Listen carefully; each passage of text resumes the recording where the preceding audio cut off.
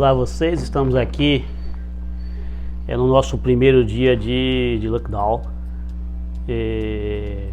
Fiquem em casa, evitem sair ao máximo que vocês puderem, e a morte só é uma festa quando a gente consegue celebrá-la.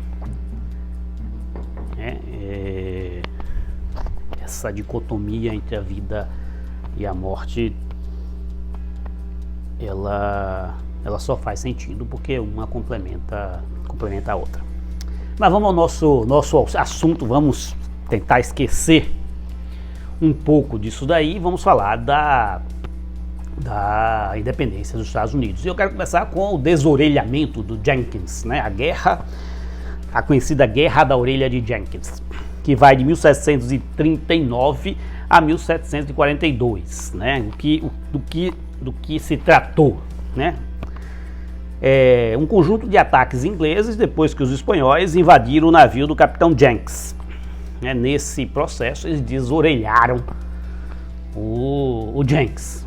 Isso me lembra um professor da USP que perdeu a orelha. Um outro professor partiu com os dentes para cima da orelha dele, muito antes do Mike Tyson ter desorelhado o seu oponente. Mas não posso focar no vídeo, é perigoso. Não vou nem falar o nome das pessoas. Faz tanto tempo isso que eu não acho que nem eu era nascido. E isso resultou na invasão de dois pontos muito importantes para a Espanha, né? Que é a invasão da Flórida e a invasão de Cartagena de las Índias. Falamos aqui em aulas passadas, em encontros passados, que Cartagena era o principal ponto, talvez, estratégico de entrada para as minas da prata. Eu não sou cebolinha, porque às vezes me bate o nome espanhol. E como consequência dessa invasão em massa, ocorreu um surto de febre amarela. Nada mais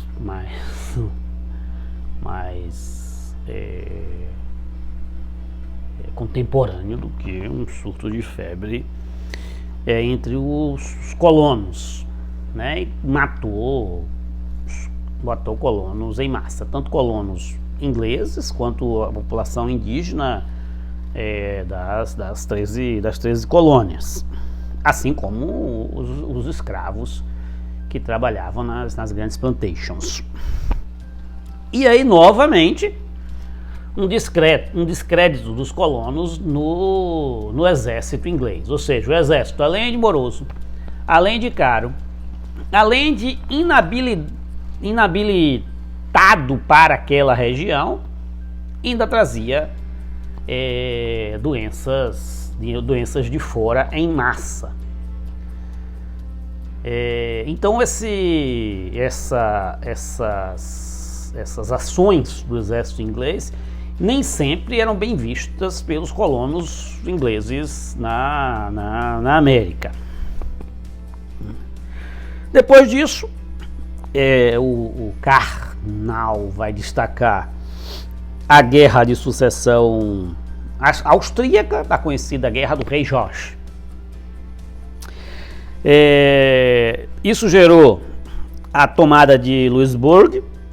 Vamos botar no mapinha aqui, com uma expedição saída de Boston, né? Esse interesse dessa região americana de já ir conquistando esse acesso, falamos aqui na aula passada, esse acesso total a Hudson Bay, a Baía de Hudson. Mostramos também no mapa para vocês no nosso encontro síncrono.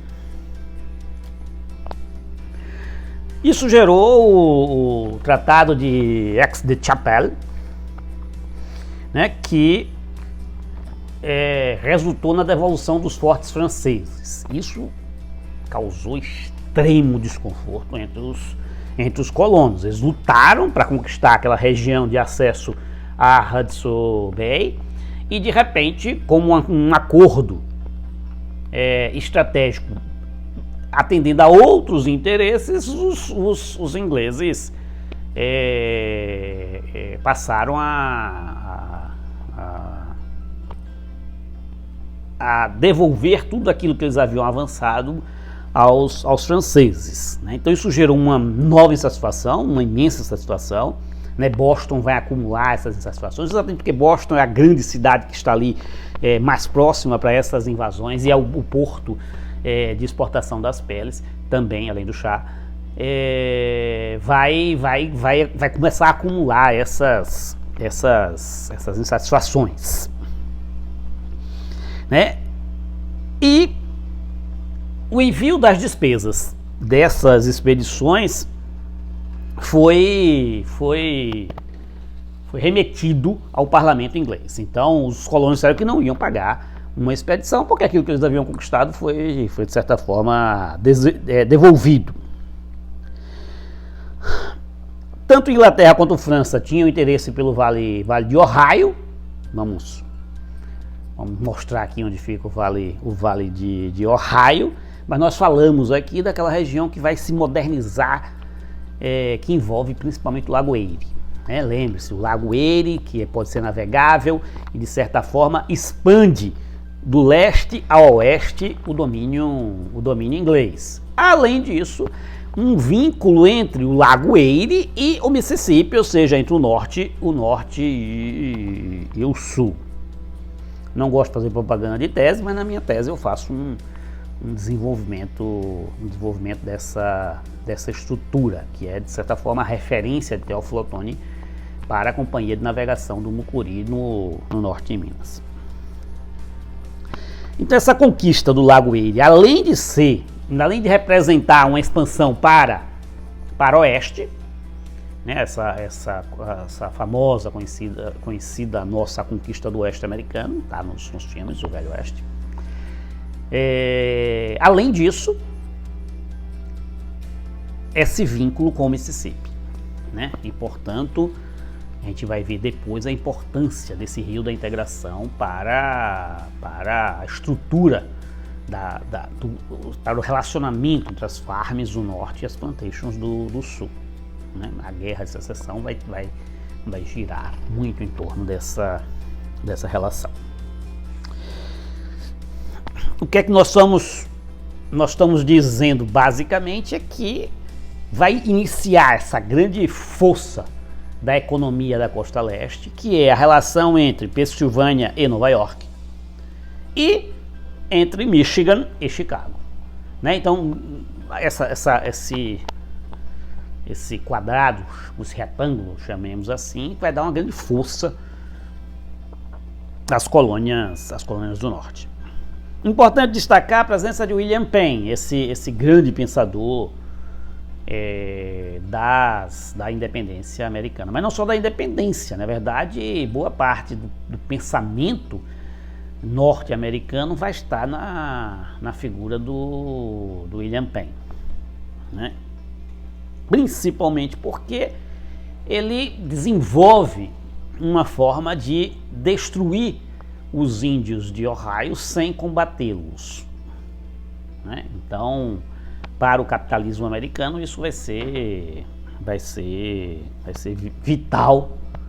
Para o desenvolvimento posterior do capitalismo americano, isso vai ser vital. E também para a independência, né? Os índios de Ohio resistiram por demais à presença, principalmente a presença inglesa, mas a ação, essa nova técnica de ação, marginalizando os indígenas e matando-os de doenças ou de ataques, mas ataques não eram mais importantes, ou seja, deixando esses índios à margem, enfraquecendo as suas ligações e destruindo-os pelas guerras bacteriológicas, principalmente. E, claro, está no William Penn, esse criador, né, o nome Pennsylvania vem do William Penn. Está no William Penn a ideia da Union, né, Janielli questionava as razões da união em 13 colônias distintas. Então, um pouco da junção é que deve ser questionado, e não a divisão das partes, porque as partes sempre eram divididas. Então, como se estabeleceu a união das partes é que é mais complicado do que explicar por que elas são diferentes entre si. Então, em 1754, surge o plano de união das 13 colônias, elaborado principalmente pela liderança de William Penn. Vejam, esse plano de união das 13 colônias é o que vai gerar posteriormente a independência das 13 colônias, claro. Associado a isso, um bostoniano, não confundia de Boston. Eu tenho uma história depois para contar para vocês, mas não posso contar aqui. Um dia em sala de aula vocês me cobram sobre uma pessoa do Banco de Boston que visitou a Companhia de Ferro-Ligas da Bahia, Ferbasa. O bostoniano Benjamin Franklin, associado ao William Penn, são os dois grandes, vamos dizer assim, pensadores da independência. O que é que o Benjamin Franklin defendia? Aumento da força dos colonos, principalmente para lutar contra os inimigos. Quem são os inimigos? Os franceses, os índios, os ingleses. Ou seja, tudo aquilo que dificultava a expansão, domínio e exploração da América por parte dos colonos ingleses, principalmente os colonos ingleses do norte. Eles lutavam por essa expansão e estavam muito mais insatisfeitos. Por quê? Porque a Inglaterra, claro, favorecia sempre as regiões de plantation. E tinha muito maior interesse nas regiões de plantation do que nas regiões que não eram exportadoras, que eram regiões que funcionavam para o mercado interno americano. Sim, estou acelerando para conseguir pelo menos dividir isso em 3 partes. Depois disso você tem a Guerra Franco-Índia, e a Guerra dos 7 Anos, que vão eliminar o Império Francês da América. Então, a França vai perder boa parte do Caribe nesse período e vai perder principalmente o Canadá. O Karnal vai relacionar essas duas guerras à independência, de certa forma, esse apoio francês à independência das 13 colônias vai vir exatamente porque eles perderam o acesso às suas principais colônias, enquanto os colonos invadiam o oeste, destruindo o espaço francês. Por outro lado, as guerras com a Inglaterra eliminavam as possessões francesas na América. Se eu observo hoje, por exemplo, eu tenho pouquíssimas áreas de influência francesa que se mantiveram mesmo pós-independência. Então vejam, é importante que vocês compreendam essa diferença entre plantations entre plantations e farms, imaginando que o mapa seja de cima para baixo, não sei porquê, a gente fica norte-sul sempre, em vez de sul-norte.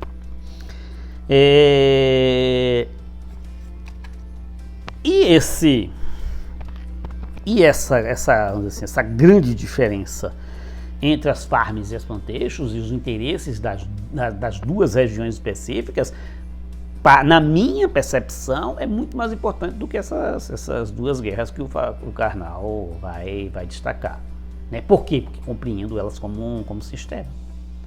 Enquanto a Inglaterra defendia muito mais as três colônias, as 10 outras colônias ficavam à mercê dessas negociações inglesas com a França, porque a França não tinha grande interesse, por exemplo, na pesca. A França não tinha grandes interesses no comércio interno. Perdão, a Inglaterra não tinha grandes interesses na pesca. A Inglaterra não tinha grandes interesses no comércio interno, de peles ou de carnes.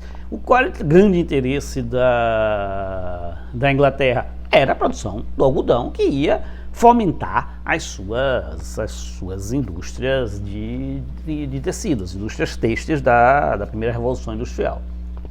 Então, aí partimos em caminhos distintos, né? Eu não compreendo a independência como consequência das guerras entre França e Inglaterra, mas sim entre os interesses dos colonos, né? Os colonos que tinham interesses distintos no norte. Tanto é que a Guerra de Secessão, e o Karnal não explica isso, ele já pula para outra, no manual é manual, ele já pula para outra lógica, na lógica bate de acordo com os seus interesses, né? De repente ele está jantando com um determinado juiz, ex-juiz. Então a metrópole, ela vai se tornando cada vez mais ausente e distante, né? E raramente vai interferir na vida das colônias, né? Esse argumento vocês vão encontrar lá na página 74 do Karnal.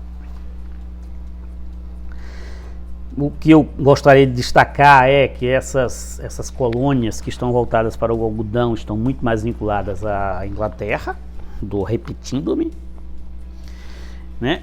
E não se pode tratar as 13 colônias como um bloco harmônico. Novamente, a Guerra de Secessão vai demonstrar que não. A Guerra de Secessão vai demonstrar muito pelo contrário, né, que se trata de uma estrutura em conflito, né, de interesses contraditórios, né? Então, importante compreender que o grande interesse e a grande defesa inglesa vão ser as Carolinas, né? A North Carolina e a Carolina do Norte e a Carolina do Sul, né? Ora, para defender, seja da invasão espanhola, seja da invasão francesa, seja das lutas dos colonos, das revoltas dos colonos, das revoluções dos colonos, a Inglaterra vai precisar aumentar os impostos nas colônias, porque vai precisar aumentar o Estado presente nas suas colônias, seja para pagar esse exército ineficiente que causava insatisfação, seja para montar estruturas como estruturas de direito, enfim, escolas e estruturas do Estado inglês.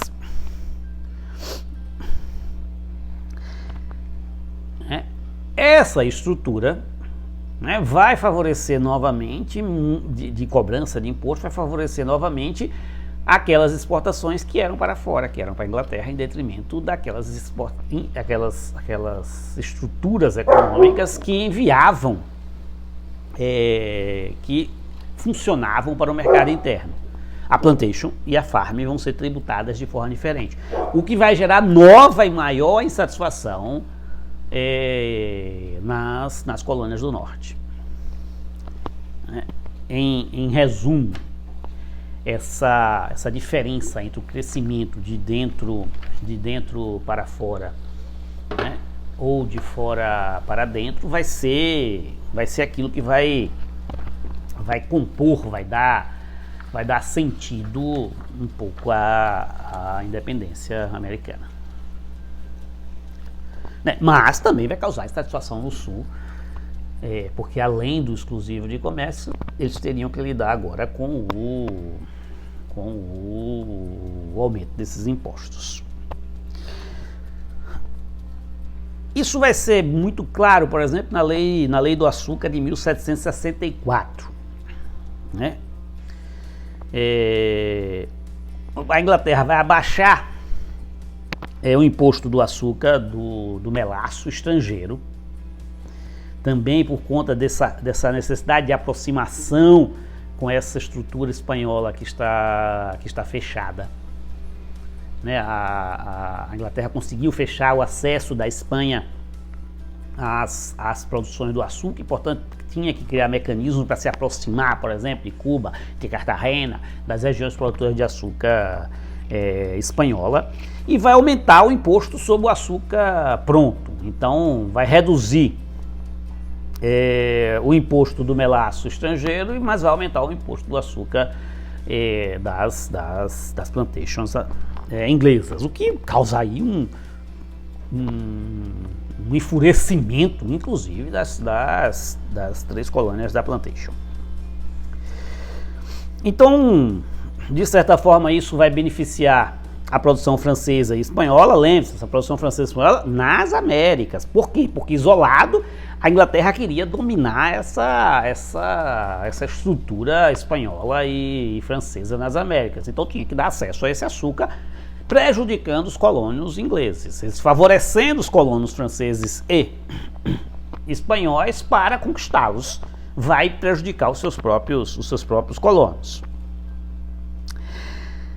Além disso, a proibição da emissão de moeda, ou seja, toda moeda tinha que ser cunhada no reino, que vai causar aos colonos mais uma fadiga, porque vai começar a faltar moedas, e faltando moeda, o custo da moeda aumenta. Vocês não precisam pensar nisso agora, mas vai causar insatisfação, porque a liquidez vai diminuir, diminuindo a liquidez você tem uma dificuldade nos negócios. E talvez uma das piores ideias tenha sido a lei da hospedagem, né? A lei usada, por exemplo, também na América Portuguesa, mas muito na América Inglesa, que os colonos eram obrigados a hospedar o exército, os soldados ingleses. Ora, receber significa alojar na sua própria residência e alimentá-los. E aí as manifestações vão aumentar com a lei do selo, né, de 1765, ou seja, qualquer documento a ser emitido pelos colonos, qualquer interesse dos colonos vinha com uma taxação desses documentos públicos. Aí os colonos, daí de norte a sul, eles começam a se manifestar contra a lei dos selos. Inclusive a Inglaterra vai abdicar dessa lei um ano depois, mas aí já tinha causado dano. Os ingleses estavam, os colonos ingleses já estavam imensamente satisfeitos com as ações da metrópole. E aí vem o clássico episódio do imposto do vidro, do corante e do chá, principalmente, esses 3 artigos que saíam muito predominante pelo porto de Boston, ou seja, essa exportação do norte